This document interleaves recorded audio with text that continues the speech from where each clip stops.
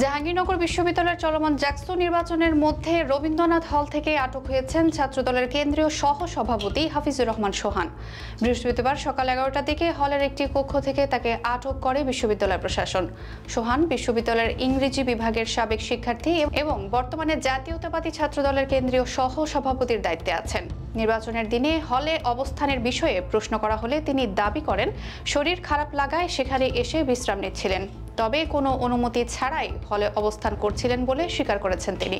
খারাপ হয়ে গেল, একটু অসুস্থ বোধ করে আমি এসে এখানে শুয়েছিলাম।